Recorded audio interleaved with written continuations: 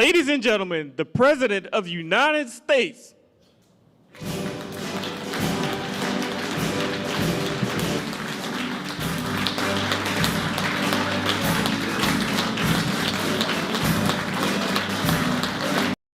By the way, if they do, they're going to do it anyway, and they are going to immediately do the filibuster. And when they do the filibuster, they're going to pack the court. They want at least five justices. Now I hear it's up to 5. I actually heard up to 7 and up to 9, okay? They want new judges. They want to pack the court, and they will do it in the first day, maybe the week. Maybe they'll slow it down because there's no reason to rush. But they'll do it first week. They'll vote on this. And I have friends over there that are Democrats, I'm close to a lot of people. And I asked them about that because some people say, well, maybe they won't do that. I mean, they destroyed the career of Manchin and Sinema, and they got them out. They were the only objectors. Nobody else is going to object. They're going to do it the first day. They're going to pack the court. They're going to make D.C. a state, and they're going to make Puerto Rico a state. So now they pick up 2 states. They pick up 4 senators, okay? You think you have problems? They're going to do all of the things. They're going to pick up electoral votes. It's going to be a very, very bad situation. And it's done. It's done. As soon as they attain power. Now, if we do what I'm saying, they'll most likely never attain power because we will have passed every single thing that you can imagine that it's good and all good for the country. And there'll be no reason to. If we don't do that, people will say they're not doing much and they're in power. So the good news is we did the great, big, beautiful bill, and it's the greatest thing we could have done. And the smartest thing with John and our Speaker of the House, who's so good, Mike Johnson, we did all in one bill. If we didn't, John, it would be a problem because, we would have gotten a small piece passed. A lot of people wanted to do that. A lot of people in the room wanted to do that. They went along with me and John and everybody, and we got this thing passed. Honestly, it's 4 years' worth of goodies. No tax on tips, no tax on Social Security, no tax on, think of it, no tax on overtime. It's an unbelievable tax cut for the workers and for business, where business is going to create jobs, and we're creating jobs at levels that nobody's ever seen before. All these things are good. We have to be able to get the word out. If we don't get the word out, we'll make it a very big mistake. So I have this long, beautiful, and very boring speech. I won't bother reading it.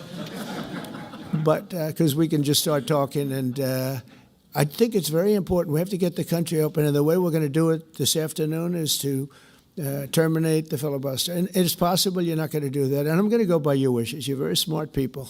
We're good friends, but I think it's a tremendous mistake, really. It would be a tragic mistake, actually. It's time. It's time. If I thought they weren't going to approve, I'd sort of be with you. I'd be fine. I'd be neutral to with you. But knowing that they're going to pass it as soon as they get any semblance of control, they'll pass it first thing, then it's like we have to do it first. And we have 2 years, and we'll end up with 2-3 years, and we'll have this country so perfect. We will have passed more legislation than any Congress and any group of senators or a group of congressmen, and we will get it through. They'll send it to us. We'll send it to them. It'll be a beautiful machine. Otherwise, we're just going to sit around and argue with these people all day long, and they're highly unrealistic, highly unrealistic. Many of them are radical left subversives, frankly. So I want to thank everybody, and we're going to talk, and I want to thank the press for treating us so really well for that foreign trip. It was we had just an amazing meeting. Don't forget, 2 months ago, it looked like the whole world was in trouble over rare earth. And that's no longer even a subject that people talk about. It was all worked out very quickly. Without tariffs, I couldn't have done it. I put a 100% tariff on China. As soon as I heard it, within 20 minutes, I put a 100% tariff on China. On President Xi, who's really a friend of mine, as much as he can be a friend. He's a tough man. He's a tough man. Smart man, actually. Very smart.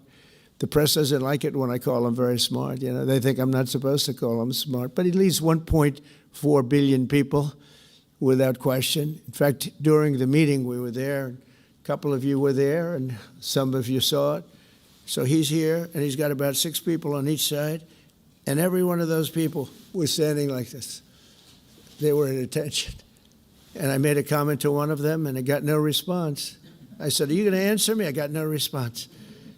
And President Xi didn't let him have any. So if there's any question, I said, I want my cabinet to behave like that. That's the way.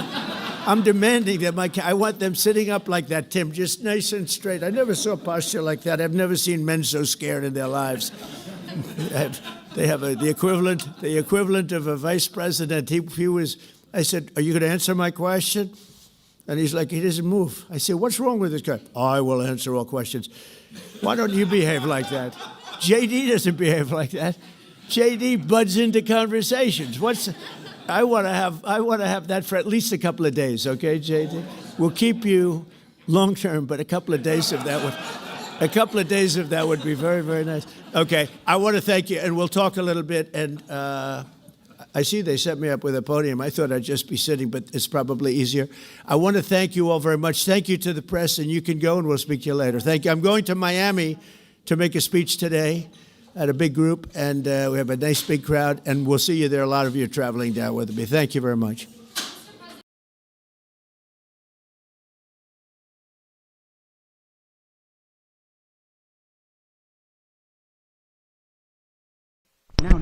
Ladies and gentlemen, the President of the United States.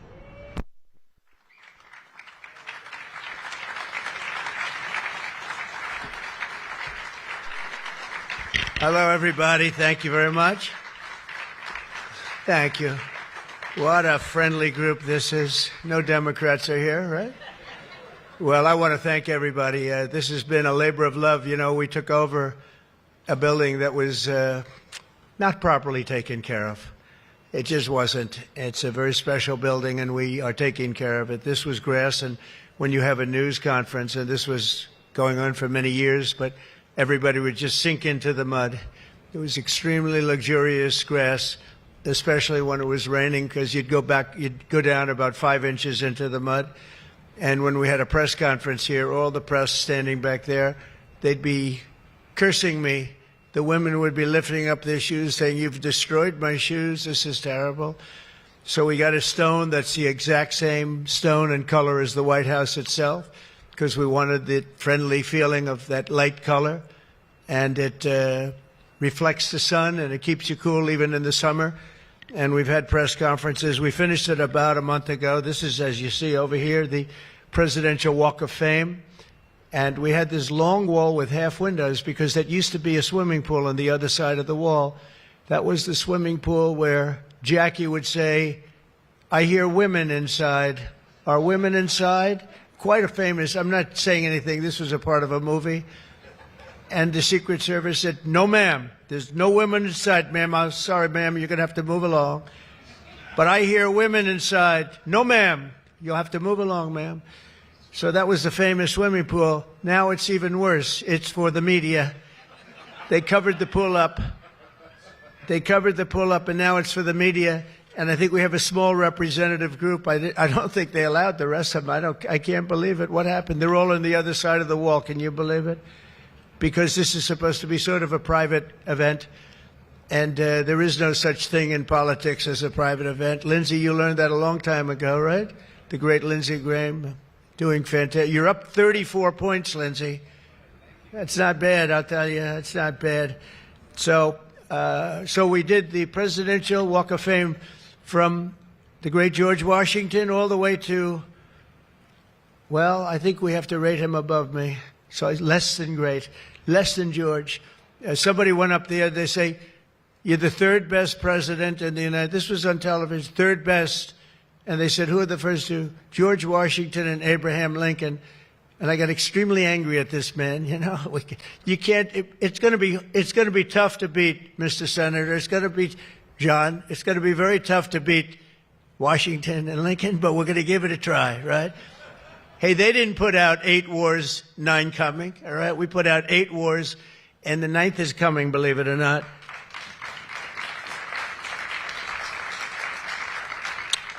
So I just want to say it's great to be with you. And when we're finished later on, we're going to have a little quick lunch, and they do great food at the White House.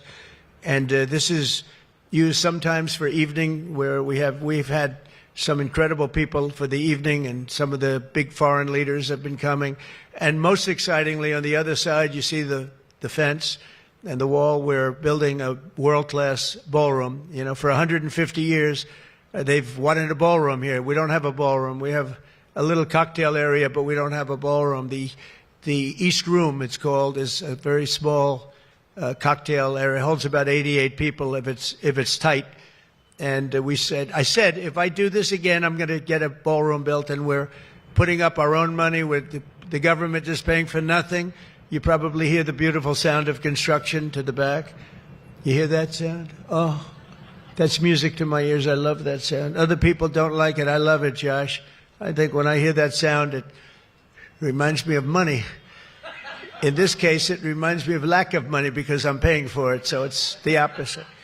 But it's going to be one of the most beautiful ballrooms anywhere in the world, and it's going to be able to take care of tremendous things. When you have, as an example, I'm going to see President Xi in 2 weeks. I'm going over to South Korea. We're going to meet in South Korea. We're going to talk about a lot of things. They want to discuss the fact that they're paying 157% tariff. It's a little higher than they thought.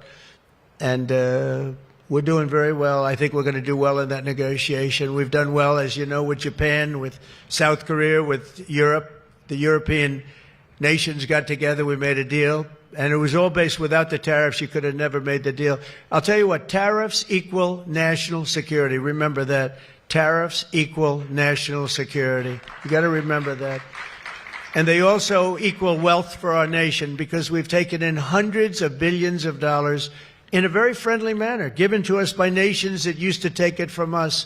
And they used tariffs on us. We never used it on them because we were foolish, or we were led by people that weren't business people. But it really does. It equals national security. And I wouldn't have put out, I mentioned 8 wars, 9 coming. Of the 8, 5 were based solely on trade and tariffs. India, Pakistan were going at it. 2 nuclear powers, and serious nuclear. 7 planes shot down. They were ready to go, and I called them up. I said, you go to war, and we're not doing a trade deal. And they said, well, what does one thing have to do with the other? I said, it has a lot. You're nuclear powers, and if you do it, we're not doing a trade deal. And 24 hours later, they called me, we have decided not to do it. We stopped the war. We stopped a potential disaster, a nuclear disaster, because of trade. And it's been really amazing. But the tariffs have made us a wealthy country.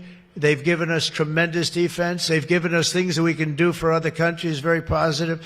But again, really, it's national security, it's national defense, and they are so important. And it's incredible that presidents, for the most part, didn't know how to use them, when to use them.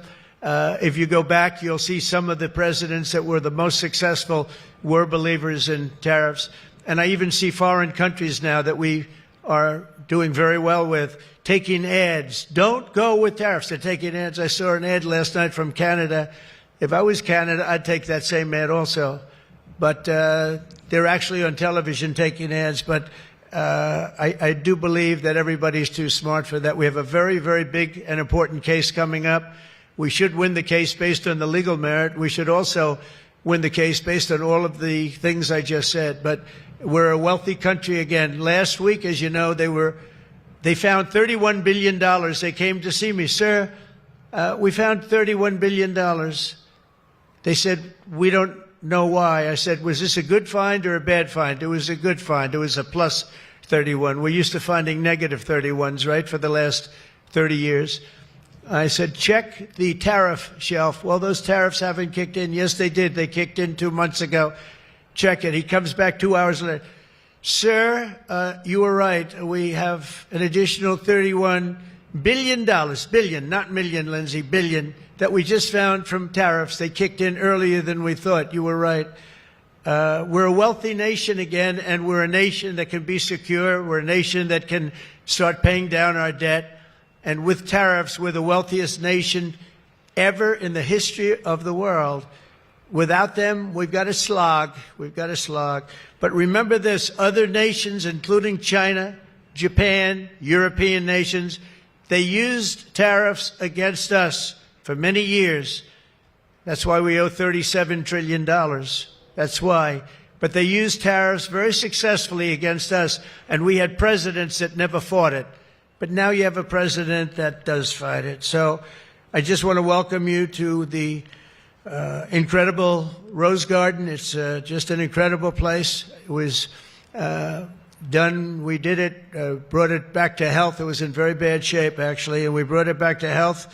First Lady Melania did a fantastic job on it. The surrounds and everything. It's all brand new wiring. You know, underneath there's a lot of wire, a lot of things. Everything brand new, everything beautiful. The only thing we did is we had to get a hard surface here because nobody could use it because of the grass. So I just want to welcome you, and I hope you're going to be here a lot. We're going to use it for meetings. We're going to use it for press conferences. Now we can use it. It was unusable before, and now we can use it. But everything that you see was redone. All of this was redone, and the whole White House is being redone. Some of you came through they call the Rose Hall. They call it different names, but you probably noticed, I don't know if you came through this door, did you notice the white marble floor that was put there? That was made out of Home Depot tiles, about 1 foot by 1 foot. They were all broken, about 30 years old, and I replaced it with book-matched marble, paid for by your friend, President Trump. It's like... it's amazing how people like it when you say you paid for it.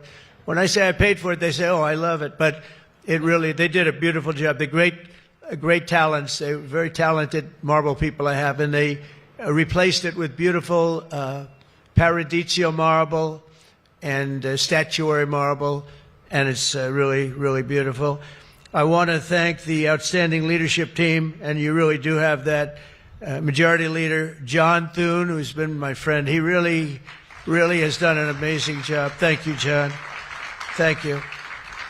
Done an amazing job. I didn't get to know John as well in the first term, and I've gotten to know him very well over the last 9 months, John, and you're doing a fantastic job. Thank you very much. Really great. Majority Whip John Barrasso, who's outstanding man. Thank you, John. Thank you. Great guy, too. Conference Chair Tom Cotton. He loves that military. He loves the military.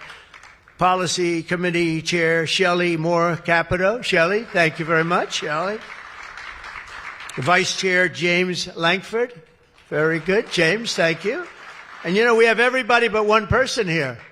You know, everybody showed up. I figured you'd have I'd say 40 would have been a good number, right? We have everybody. We're just missing one person. You'll never guess who that is. Let me give you, he automatically votes no on everything. He thinks it's good politics. It's really not good politics. He's an automatic no. But I don't know. Look, if he wanted to come, I'd probably let him come, right? I'd let him come. Begrudgingly, but would let him come. And National Republican Senatorial Committee Chair, an unbelievable guy, Tim Scott. You know, Tim, I shouldn't say it because it's so, I don't know if it's good or bad. But Tim ran, and he was very effective and very good. But he was on the debate stage and everything else. He was good just because he's good. But he wasn't as good as I thought he was. And when he got out of the race, he endorsed me almost immediately. And I used him as a surrogate. And I wasn't sure if I should because, you know, sometimes I want a total lunatic to get up and fight for me. And Tim is a really good person. So I wasn't sure. And I put him on the stage, and he ripped the heart out of everybody. He was so brutal. He was so unbelievable. It turned out to be absolutely one of my best surrogates. And it includes a lot of you people that were here. You were all surrogates. But Tim ripped these people apart. And after watching 2 or 3 times, then I wanted him all the time. Right, Susie? I said, I want Tim Scott, get up there. But he was so good. And I said to him, Tim, when you fought for yourself, you were much different. When you fought for me, you were a tiger. You were like unstoppable. You were, really was. You all saw that. What's the difference? He said, I've never liked selling myself, and I love selling somebody that I really do believe in. I really believe in you, and I just felt that way. And it was so nice the way he expressed it. And I want to tell you, you are a champion. You are a winner, and congratulations. Thank you very much. I never love telling that story because I'm not sure if it's a good or a bad story, but I'm telling you, you are an amazing guy, and you fought for me so hard, and I really appreciate it. You got to be my #1 choice, Tim. So something happened. I appreciate it. And you're doing great doing what you're doing right now. I also want to thank the entire Senate Republican Conference for your tremendous work on confirmations. Boy, did we have a couple of weeks, huh? We had some, I signed like 150 of them, and I didn't use an auto pen, by the way. I signed. You know, when you're signing these important, like a general getting approved from 3-star to 4-star and all of these different things and big confirmations and, you know, big stuff, you really have an obligation to actually sign it, I think. You probably noticed right there, number 46, we put up, right? We put up a little bit of an auto pen. We have 46. We have 45. We have 47. It's very interesting. Yeah, 46 is an auto pen. It's up there. It stays up there. People like it. It's probably going to stay up there for a long time. It's true. And I know you're looking into that. And by the way, the auto pen person said he never spoke to Biden. He worked the auto pen. You're not allowed to do that. So if you're looking at anything, just remember it. And remember, they treated us very badly.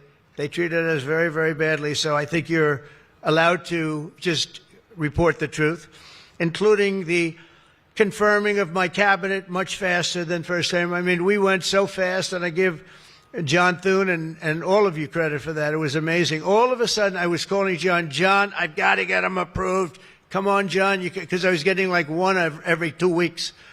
And you know, I had people, they left their job and they left everything, and it looked like they were, all of a sudden, it was like an avalanche. They walked in, James and James, my double James, I call them. They walk in and they had like so many of them. I said, you got to be kidding. Is this like, are you for real? Right, James? John Thune did his job, and you got them all done, and you have all those people out there working now. And instead of being very upset with the fact that we couldn't get them approved quickly. So I really appreciate it. You used a method that I wish you could use on U.S. attorneys. You know, I have 10 U.S. attorneys who are phenomenal. A Harvard, a Yale, a this, a that, all top. And the problem is they're not going to ever be confirmed, I guess. I put them in. They'll be there for 3 or 4 months, whatever it's, and then they have to leave. Because anytime you have, as you know, anytime you have a Democrat senator, not even 2, just 1, they'll say because of the time we're in, we're not approving that person. We're not approving. They never do. They won't approve. And therefore, because of blue slip, I have to tell the person after 3 months, I'm sorry, you'll have to leave. And I put somebody else in. And I've had Democrat senators say the only one we'll ever approve is a Democrat. This is not constitutional. And you really, I hope you can look at that blue slip thing, because I have 10 people that are phenomenal, and they're going to have to leave office. Highly educated, top of their class, everything.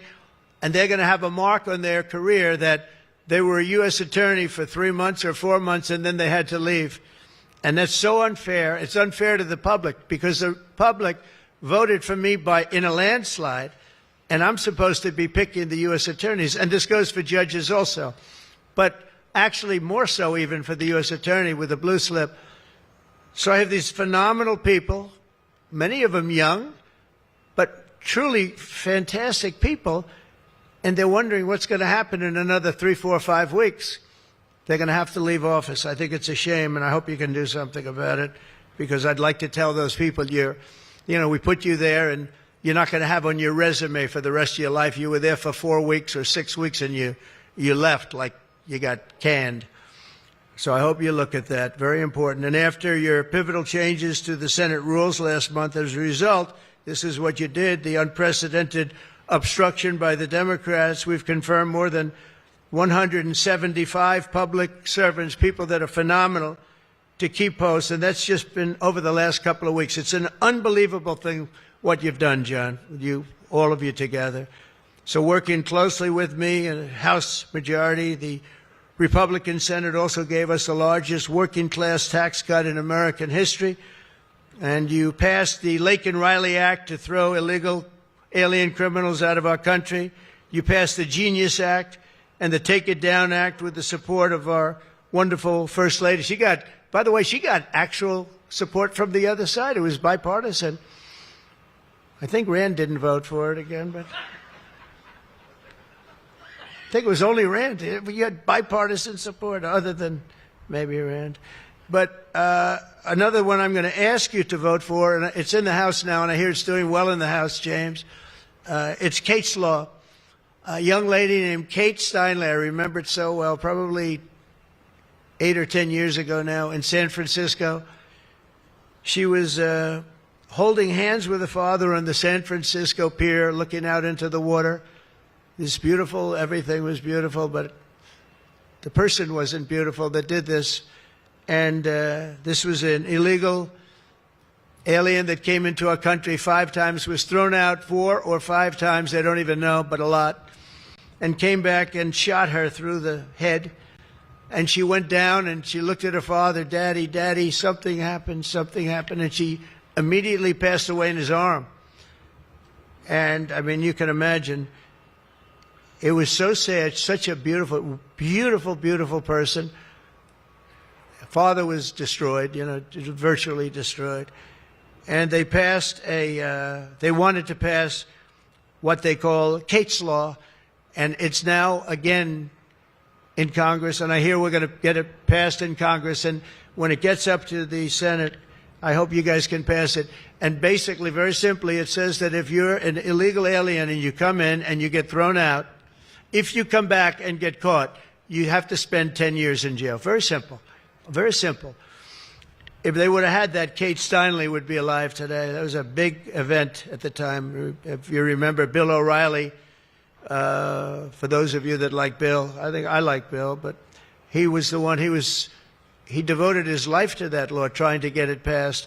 I think it's time that we pass it so that if you get taken out of the country and you come back illegally, knowing that this law is in existence, you go to jail for a 10-year period, and it's going to keep the repeat offenders from coming in. It's going to really keep them from coming in. Senate Republicans have already voted 11 times to get our government back and open for business. We have record business.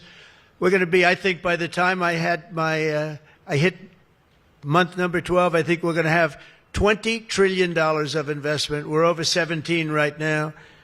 As an example, President Biden had less than $1 trillion for 4 years. We're going to have $20 trillion in less than 12 months, and we're over 17 trillion right now. So it's the largest amount in our country by far, by many times. That's in our country. But here's the one. It's the largest amount in the history of the world. There's never been a country that's had anywhere near 17, or it will be 20, and it's going up fast.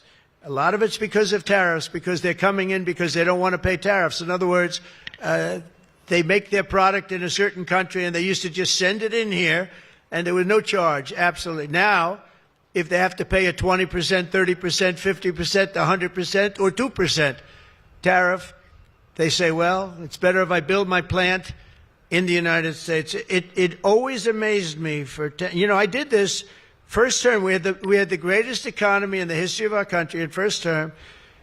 We had COVID, and we did a good job with that. That was a curse for every country in the world. It was terrible. But we had the greatest economy we ever had.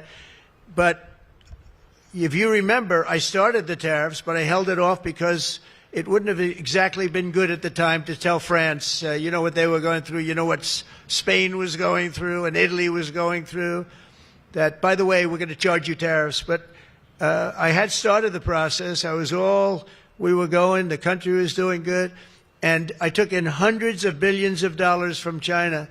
I put the full tariffs on China. Biden left the tariffs because he couldn't, it was too much money, but they gave so many exceptions that they were essentially meaningless. In other words, here's the tariffs, but you don't have to pay if you look at somebody the wrong way. You don't have to pay. So they didn't pay very much. But with me, they were paying hundreds of billions of dollars. And again, I have a great relationship with President Xi. I expect to be able to make a good deal with him, and I want him to make a good deal for China, but it's got to be fair. For years, they were making $500, $600, $700 billion. $700 billion, and we'd be making nothing. It was a one-sided, honestly, we built their military. We built China's military with the money that we lost for so many years getting ripped off. So now we're going to have a fair deal, and I think we're going to have a very successful meeting. Certainly there are a lot of people that are waiting for it. Maybe it won't happen.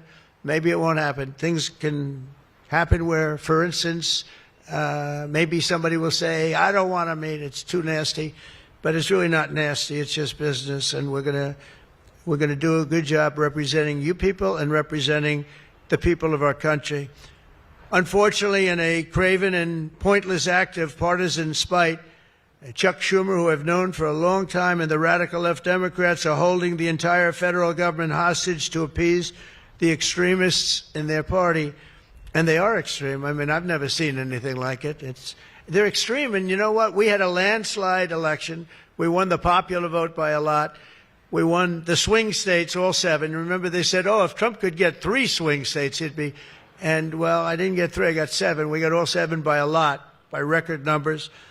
We won the Electoral College, 312 votes. They said it's very hard for a Republican. It's harder for a Republican, although now I think we've swapped it. I think it's now harder for a Democrat, because if you see what we've done with the Hispanics, with the black workers and black men, and recently a poll came out with black men and women were doing so well. You know, they want security.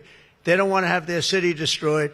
Women in Chicago, beautiful black women walking around with red MAGA hats because they don't want to be mugged and shot and everything else. And then you see a Democrat get up and tell you how safe it is in Chicago. Do you know they've had, in a fairly short period of time, 4,000 murders? This is over a short period of time, 4,000 murders. And they had a holiday where they had 28 people killed and almost 100 shot. And then you listen to this guy, Pritzker. I've known the family for a long time. They threw him out because he was no good, and he became governor. He's got money through the family. He's got money through the family. But they threw him out. He became governor. I said, I wonder how he's going to do. It's a crime palace. It's a shame. And you know what we did in D.C. is unbelievable. You people, you can walk down the middle of the street, Mr. Senator. You can walk down. You can have your wife meet you at the restaurant, and she's not going to be accosted, shot, beat up, raped. It's unbelievable how bad it was. It was one of the worst in the country, and now it's stone cold. I don't say the word perfect, but it's pretty damn close. And, you know, they would average more than a murder a week in Washington, D.C. This is just before we got here, a murder a week. Think of that. The capital of, in my opinion, the capital of the world. They come from Iowa, they come from Indiana, they come from Florida. You call up the parents, I'm sorry, sir, your son has been shot and killed. We have no crime here now. We have no crime. And the National Guard has been unbelievable, the job. Unbelievable. And you know, it also looks better. I do a tour. I hop in that beast. I feel very safe in the beast. The windows are this thick. But I hop in the beast and I tell the Secret Service, let's drive around town. I used to do that myself. I could drive myself around. I actually like that better. But now I don't think it's a good idea. But we drive around in the streets. The place is looking the grass is good. The fences are down. There's no tents. There's no anything. We are looking like it's just a whole new look. And the most important thing, there's no crime. And we're going to fix the roads. We have great pavers. We're going to fix the medians in between the roads, which half of them are falling down. We're going to take some of the tiles off the bridges, the tunnels that you have. They've been up for 40 years. They're rotted. And we'll put up brand new, gorgeous white tiles like it's supposed to be. But this place is looking really good. And we haven't even started the real fixing up of the town. We're getting rid of the graffiti. You notice there's almost no graffiti anymore. A lot of that beautiful statuary marble had red graffiti all over it, had bad signs up, and it stopped. We've taken out 1,700 career criminals and people that came in through an open border. They came in through Biden's open border, and we've taken them out. The thing having to do with all of the elements in the great, big, beautiful bill, I'll tell you, it's amazing what we've done. $200 billion in costs for medical. What we've done, $50 billion for rural hospitals. And remember, no tax on tips, no tax on Social Security, no tax on... Think of all of these things that we've done. This is the biggest, this is the greatest bill. Social Security, no tax on overtime, but no tax on tips. I got that from a waitress in Nevada. I was making a speech, and I'm at one of my restaurants in the hotel I own there, and I say, how are you doing? Well, sir, it's terrible. They're taxing my tips. They're going, I wouldn't have even thought that. And I looked at it, and she said to me, sir, there should be no tax on tips. I said, say it one time more. No tax on tips. I walked outside to the press. I said, there will be no tax on tips. She was right. And we won that state by a lot. That's not a state that we win by that much, David, but we won it by a lot. So it was pretty good. But that bill is chock full of so many different things. So it was the biggest bill. I'm actually saying this to the fake news so that they maybe print it, but maybe not, because you people know. It was the biggest bill ever passed in Congress. And what we did was a little risky. We put everything into the bill, John, right? And some people were against it. They said, no, you got to do small bites. And we gave it a shot, and we got it passed. I got a call from John. He said, it was 3 o'clock in the morning. Sir, we have 4 hard no's. Could you please call him? I said, what time is it, John? It's 4 o'clock in the morning, sir. So I call up. One of you is sitting right here. I said, Jim, could I say hello to you? It's 4 o'clock in the morning, right? He said, sir, you have my vote. I said, wow. Then I called up another person. I'll use fictitious names. Doug, could I get your vote? You've got it, sir. Then I called up another one. How about Josh? Could I have your vote, Josh? Because I like Josh. And Josh, who can be very difficult, said, sir, you have my vote. His wife was screaming at him on the other side. Sir, you have my vote. But I called people, and they weren't really hard-nosed. They wanted a little attention, unfortunately, at 4 in the morning. Sometimes I like the ones that don't like the attention, but we'll take it anywhere we can. And we got it passed, right, John? And nobody thought that could happen because you have a small majority. And in the how about in the House, we had a majority of 3. We actually went down after that for a period of about 2 months. We went down to a majority in the House of 1. And I kept saying, you know, because I'll tell you, Mike Johnson's great.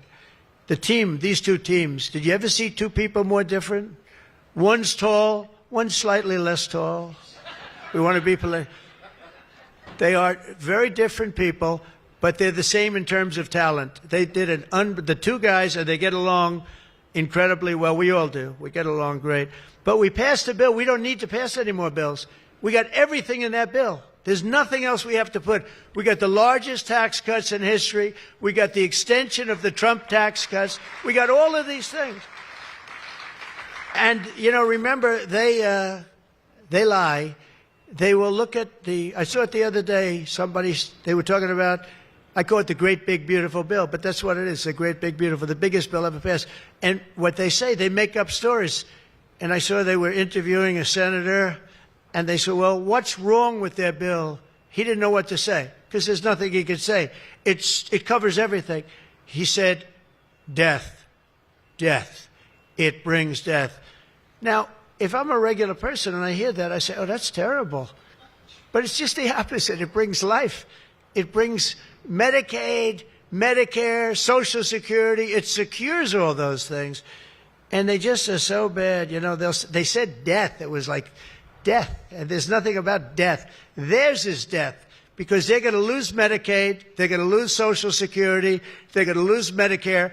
All of those things are going to be gone because the whole country would be bankrupt, and you're not going to have any kind of medical insurance. So with us, it's the opposite. And it's a great bill. We don't need any more. And I want to just say from the beginning, our message has been very simple. We will not be extorted on this crazy plot of theirs. They've never done this before. Nobody has. You always vote for an extension. Chuck Schumer and the Senate Democrats need to vote for the clean, bipartisan CR and reopen our government. It's got to be reopened right now. We're not doing that. They are the obstructionists. And the reason they're doing it is because we're doing so well. We're doing well all over the world. We're doing well with the close to $20 trillion that I just told you about, it will be that number. But even if you take it down to over 17, that's a guarantee. We're doing well with everything. Car plants are pouring back into our country. AI plants, we're leading. We're dominating China right now in AI. And I did something that I think you'd like, because we have an old grid. It's a tired grid. It doesn't have the juice that you need to fire up these plants. You know, these plants will need more than double the energy we have right now for the whole country. That's how big it is. And we can't do that. There's no way we can do that. China is building right now 52 power stations. But I did something better. I'm letting everybody build their own power plant, so they'll become like an electric utility in addition to AI. But if they want to build their own plant and we get their approvals within less than a month, it used to take 5 years prior to rejection. Sometimes a guy in Louisiana, they had one that took 12 years, and then they got rejected. I got it approved in 2 weeks when I got into office. That was the first term. And the plant is up now, and it's been a great thing for the state. I did it twice, actually. I got 2 of them that were dead after 12 years, and I got them approved, both of them, in less than a week. And that's what we're doing. Lee Zeldin, by the way, is doing a phenomenal job, Environmental Commissioner, I have to tell you. He knows that we have to get them fast, and we're getting them fast. So we're leading China in the AI race by a lot. Under Biden, Democrats voted 13 times for continuing resolutions to keep the government open. And all we want is simply to ask them to do it once again. They always voted for it. They never voted against it. Nobody votes against it. But they do that, and they do. It's partially my fault. I mean, I'm watching you, and I'm looking at all these great faces that I've seen, really great people. I think with few exceptions, a couple of you I don't like that much, but with few exceptions, great people. And you look at what they do, and you look at the game they play, and it's a horrible game. And, you know, we have the hottest country ever. This is the hottest country anywhere in the world. And I say this, I'm sure you've heard me say it, but I was over in the Middle East, and the King of Saudi Arabia and others also said essentially the same thing. They said, you know, President, a year and a half ago, your country was dead. We never thought we'd see this. And right now you have the hottest country anywhere in the world. We do. We have the hottest country anywhere in the world, which tells you about leadership, and that includes your leadership. So as you know, my door is always open to anyone. It's not like that AOC. How about her, where she said, she's talking about having rebellions and everything. She said, well, my door is always open. But she's not the leader. I'm sure the leaders felt very nicely about when she said her door is open. Who the hell wants to go into her door anyway? She doesn't know what the hell she's talking about. She's the one that started. You know, I remember, I'll never forget, she never took a course on the environment. And I watched her one day, and she was on television. She said, yes, our planet will be dead within 12 years. That was a long time ago. Our planet was supposed to be dead. Remember the 12-year theory? We were environmentally dead. Now, these people, they've got an agenda that nobody quite understands. The good news is they don't understand it either. They really have no idea. But the people do. The people understand. We're giving you the biggest tax cuts in history. All of these things, it all adds up that we should do fantastically well in the midterm. The only thing wrong with the midterms is that statistically, when you look, a president gets elected, and for some reason, and nobody, even the great John Thune, cannot explain to me, for some reason, even if he's a reasonably good president, and we've had success like nobody, but for some reason, you lose the midterms. I don't know why. I mean, the odds are tremendously against, like 92% or something. It doesn't make sense. If you have a great presidency, it only makes sense that you win the midterm. So there should be no reason for it. Somebody's going to explain there might be some dark, deep psychological reason where they want to vote the opposite way. I don't know what it is, but we have to win the midterms. Otherwise, all of the things that we've done, so many of them are going to be taken away by the radical left lunatics. I mean, we're going to end up with a communist mayor in New York. Can you believe it? A communist. Remember, I would always say, we will not have a socialist elected in our country. Remember, I'd say that all the time. And I was right. We skipped socialists. We got a communist elected. So I didn't tell a lie. I didn't tell a lie. I was right. We'll have a communist, not a socialist. But we've already seen the impacts of the dangerous game that they're playing. Democrats are causing delays in our air traffic control system, so important. We wouldn't have had, there's Pete Buttigieg. He spent billions of dollars on fixing the air traffic control. They'd use copper wire going into glass wire. Any union electrician here or any non-union electrician would say you can't hook copper into glass. It doesn't work. They spent billions of dollars. They turned on the system, and it was stone cold blank. We're getting a brand new system. We have bids out now. We have 3 great companies bidding. And I want one bid. Sean Duffy's doing terrifically. I want one bid. I want just bid, and they're responsible for everything. Not where they had like 1,000 contractors. Every contractor, they're all running around. In the end, if one of them does a bad job, we want to be able to blame somebody, and it's going to be one of the very big companies because there's a lot of interest in it. So the air traffic control system is going to be rebuilt. Over 1 million federal workers right now, as you know, are going unpaid. That's the Democrats' fault. And children, tourists, unable to visit the museums in Washington, D.C., that we now have beautiful, safe streets, but we don't have the museums open. We should probably just open them. But we are doing things that nobody's ever done, nobody's ever seen.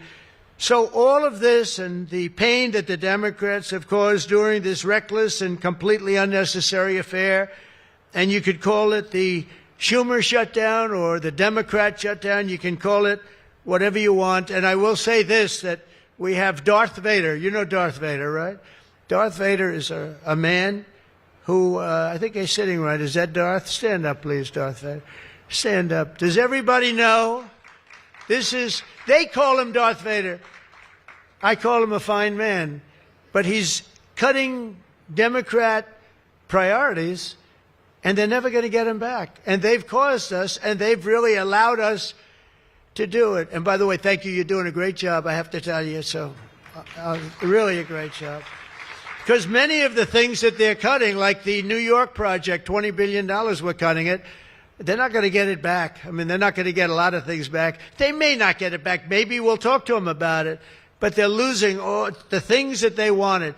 But many of the things that they wanted are things that we don't want. Things that are just so bad for our country. And we're cutting those things out. So while they thought they were doing maybe bad, maybe indirectly they're doing good. The cynical comment that they've made all over the place, and all of their cynical remarks proves beyond all doubt that Schumer is a calculating political partisan, but we knew that. But he's somebody that's in deep trouble. He's losing in all of the polls. He's even losing to AOC +3. Remember +3? What happened to the +3? Are they still around? I had one. I met when I was at the United Nations, I met the president of Somalia.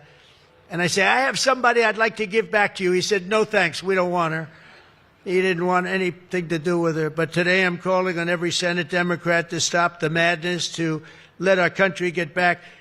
In the greatest moment in the history of our country in terms of wealth, in terms of job creation, and in terms of investment coming in, these guys go on strike.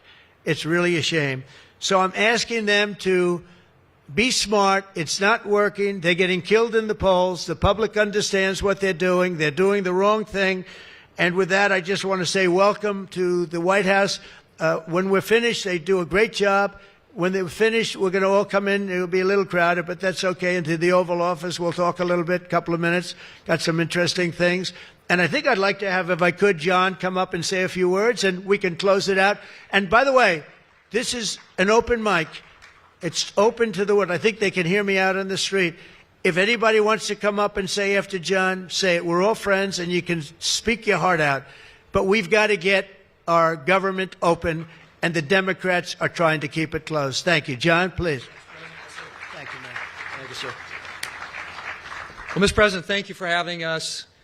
This is the 4th week of the Democrat shutdown, but we are all here today because your Republican team in the Senate is unified. This is now the longest full shutdown in history, but everybody here has voted now 11 different times to open up the government, and we are going to keep voting to open up the government, and eventually the Democrats, hopefully sooner or later, are going to come around. But, Mr. President, your agenda is the right one for this country. This is your team. We are your partners in achieving and implementing the agenda that you campaigned on and the American people voted for. And you just mentioned it has been a series of promises made and promises kept, whether it's national security, whether it's the border, whether it's the economy, taxes, regulations, energy, Trump newborn accounts, school choice. You look at what we've accomplished so far. It is a remarkable, remarkable team and a record of accomplishment that can't be matched.